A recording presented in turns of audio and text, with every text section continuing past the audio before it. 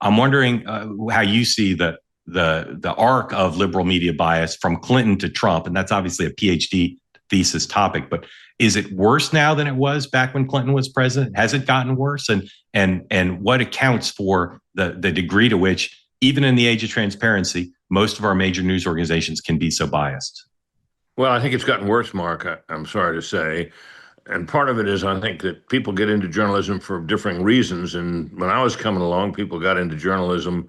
In my case, was because I couldn't find any other job at the time. But I think a lot of reporters thought it was interesting. In those days, the custom of neutral news coverage was deeply ingrained, and that's how you were taught to cover the news. And if you let any bias or opinion slip into your copy, it would be X'd out, and you'd be criticized for it by the city editor or by your editor, whoever it was. And I think that tradition has faded. And I also think that the arrival on the national scene of Donald Trump has accelerated the process, because if you were trying to design somebody that journalists would not like, you could hardly do better than Donald Trump. You know, rich, crude in some ways, vulgar, full of braggadocio, not really a liberal, and except in some ways before he really got into politics. So I think he was, a person designed to be disliked. And journalists were attracted to the idea that the man constituted a danger to the American system. And they treated his election in 2016 as a national emergency and felt it was their job to put out the fire, which is to say was to try to bring him down, which they most certainly tried to do, and in my view, made fools of themselves in the process. And helped Trump, right? Well, in the end, it did, because it was so bad and so obvious, not just what journalists did, but what Democratic Party prosecutors did, what the intelligence community to some extent did. All those things, I think, were clear to the public. And I think because of that, they ended up helping him in the end.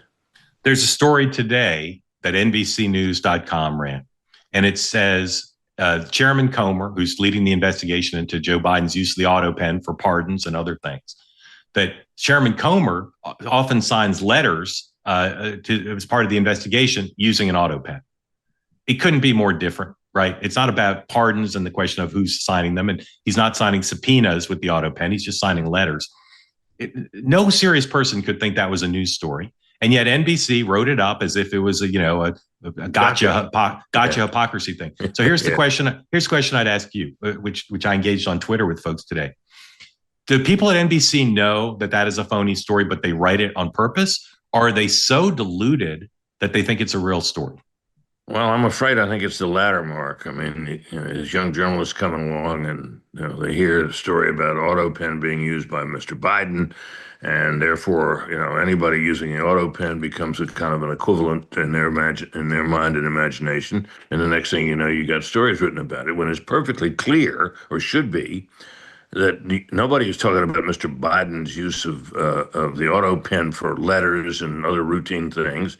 The concern, to the extent there is a concern, is about using the auto pen for very serious official documents, such as pardons and the like.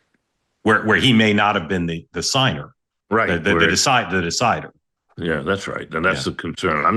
My own view is that the pardon power, which is what's most often talked about, is so plenary, so nearly absolute, that if he chose to do it by, saying certain categories of people should be pardoned, and the staff then whipped up a group that fit the criteria, and the auto pen was used to do it, that probably passes muster in the courts. You've been smart enough largely to stay out of management, but let's say you were the Washington bureau chief of NBC News, and Comer's comms director called you and said, "Brit, this story you guys have on the website's ridiculous."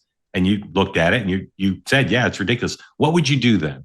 Well, I'd take it down, and I would call the journalists who are involved in it sit them down, and ask some questions about how it is that they reasoned out the idea that this was a news story. And if the reasoning was as faulty as it seems to be, they would be reprimanded, and it would be a mark against them.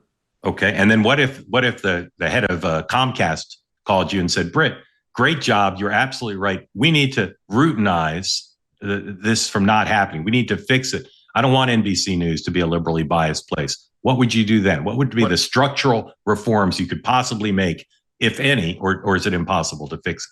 Well, I think it's deeply ingrained, but I know this. At Fox News, I was managing editor in Washington, and we were able to find people to hire journalists and tell them what our method was for covering news. I'm not talking about the evening opinion shows or any of the rest of it. I'm simply talking about our news coverage, the production of packages and other news reports that we were looking for.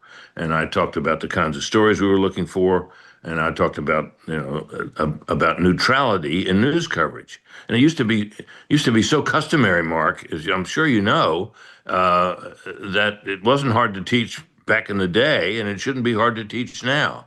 I just simply think it's not taught.